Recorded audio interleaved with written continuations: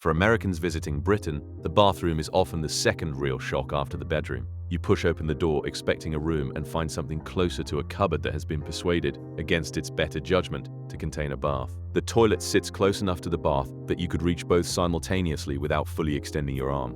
The sink is positioned where a sink could fit rather than where a sink would ideally go. You look for the shower and find it above the bath, attached to a bracket on the wall with a curtain that sticks to you when you move. The floor is cold, the ceiling is low. Everything works, but nothing has any space around it. You are not in a room, you are in a plumbing arrangement that has been given walls. British people visiting America experience something they struggle to describe when they come home. The master bathroom of a suburban home outside Nashville or Phoenix is not just larger than what they left behind. It is a different category of space entirely. Double vanity with two sinks side by side, and a counter that runs the full width of the room. A separate shower enclosure, glass on three sides, large enough to stand in comfortably without your elbows touching anything. A soaking tub positioned in the room as a freestanding object rather than pressed against a wall. Sometimes a window above it, sometimes a chair beside it. The toilet in its own separate alcove with its own door. More storage than a British kitchen. A bathroom that communicates at a glance that the person who uses it is not simply maintaining basic hygiene, they are being restored. Same modern world. Same access to plumbing technology, same fundamental human requirements for washing and privacy and maintaining some dignity in the morning. Yet the average British bathroom measures around 4 to 5 square meters. The average American master bathroom measures 15 to 20 square meters, 4 times the size, sometimes 5. And the comparison that captures this most completely is this one. The bathroom attached to an average American master bedroom is larger than the entire ground floor bathroom of the average British home, including the hallway outside it. A room that British people use efficiently and leave quickly has become in America one of the primary selling points of the entire house. How did this happen? And why, in a country as wealthy and developed as Britain, did the bathroom never grow beyond the dimensions of a generous wardrobe? The answer begins somewhere most people would not think to look. In the Victorian era, the bathroom as a dedicated room did not exist in British homes at all. For most of British history, bathing was not a daily activity conducted in a fixed room with permanent plumbing. It was a periodic event that required preparation, effort, and the physical movement of water from a source to wherever the washing would happen. A tin bath pulled from storage and placed in front of the kitchen fire.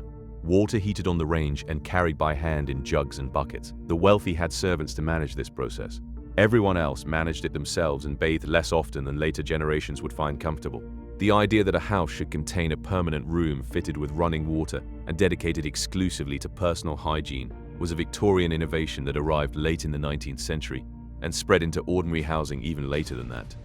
When sanitary reformers and public health advocates in the mid-Victorian period began pushing for indoor plumbing and private washing facilities, the physical space for a bathroom had to come from somewhere within houses that had not been designed to receive it.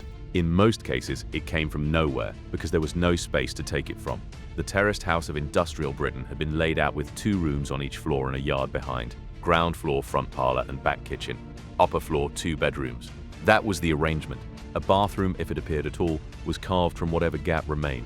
A small extension built onto the rear of the property, a space partitioned from the landing, a section taken from the smallest bedroom and given walls and a door. The bathroom did not enter the British home as a designed room. It entered as an afterthought, slotted into the leftovers after every other room had claimed its space. This inheritance shaped everything that followed. When the great programs of council house building began in the interwar years and accelerated after the Second World War, the bathroom was included as a standard feature for the first time in housing built for ordinary working families. But the space allocated to it reflected exactly the logic that had produced it. A bathroom needed to contain a bath, a toilet, and a sink. It needed to be large enough to use those fixtures without injury. It did not need to be large enough for anything beyond that. In the 1961 Parker-Morris report, which attempted to set minimum space standards for new British housing, the recommended bathroom measured around 4 square meters. A room roughly 2 meters by 2 meters, large enough for the task, not large enough for comfort. When the Parker-Morris standards were abolished in 1980 under a deregulation drive that argued space minimums added cost and slowed development, even those modest requirements disappeared. The bathroom was left entirely to the market. And the market, constrained by the same land economics that had always constrained British housing, produced bathrooms that grew smaller as the decades passed. New-build homes in Britain today routinely contain bathrooms of 3 to 4 square meters, rooms where the door opens inward and the person inside must step sideways to allow it, where the towel rail is on the back of the door because no wall offers enough uninterrupted surface to hold it anywhere else. The British bathroom of the 21st century is not dramatically different in scale from the Victorian afterthought it descends from. The fixtures are better designed. The tiles are more attractive. The room is essentially the same size it was when it was first carved out of a Victorian terrace and given reluctant permission to exist. Across the Atlantic, a completely different sequence of decisions was producing a completely different room. The Federal Housing Administration, established in 1934, transformed how Americans could finance a home. 30-year mortgages with low down payments became available to millions of families who had never previously qualified for a home loan. Developers had an enormous ready market and began building on a scale that had no precedent. The homes produced for this market were not Victorian terraces retrofitted with plumbing as an emergency measure. They were purpose-built houses on generous American lots, where every room could be planned from the ground up with adequate space as the starting assumption rather than the outcome of whatever was left over. The GI Bill of 1944 deepened this transformation. Returning veterans received government-backed home loans, and by 1950, more than 2 million homes had been purchased with that support. These were not city apartments or row houses pressed against their neighbors. They were detached homes on individual lots, with yards and driveways, and space on every side. The bathroom in these homes was modest by later standards, but it was designed rather than improvised. It was a room that had been allocated space from the beginning, rather than inserted into space that remained. President Eisenhower's Federal Aid Highway Act of 1956 made the next step possible. 41,000 miles of interstate roads funded at a ratio of $9 federal to everyone from the states made distance manageable across the entire country. A family could live 20 or 30 miles from the city and commute in under an hour. Developers stretched new neighborhoods across cheap agricultural land, where plots were large enough to support houses of a scale that British land economics had made nearly impossible. The bathroom in these houses was not constrained by a medieval plot boundary or an industrial terrace pattern.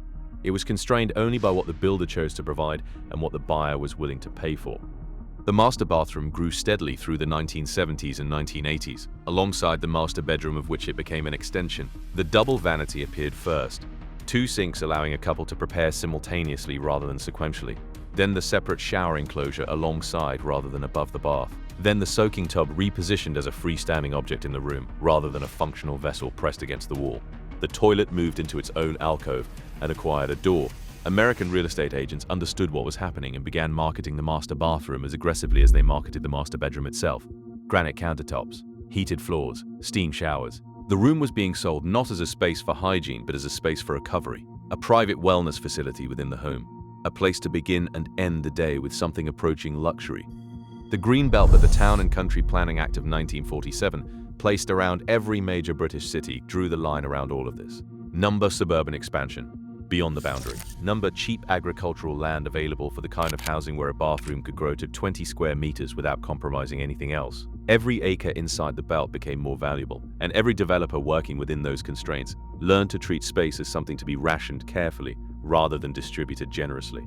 The bathroom stayed small because the economics of British land made everything small, because the land that might have allowed it to grow was protected by a law that placed open countryside ahead of floor space.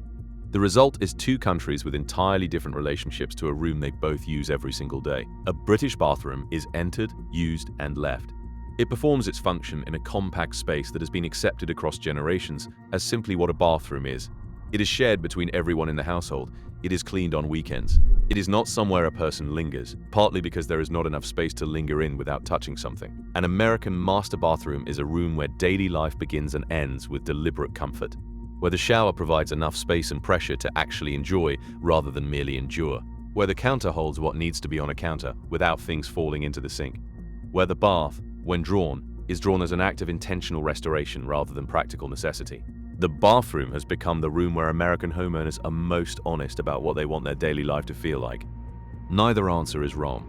The British bathroom, produced by Victorian improvisation and land scarcity, and the abolition of space standards, does what a bathroom is required to do. The American master bathroom, produced by federal mortgage programs and interstate highways and cheap suburban land, does considerably more than that. Both are the products of people who were not thinking about bathroom size at all when they made their decisions.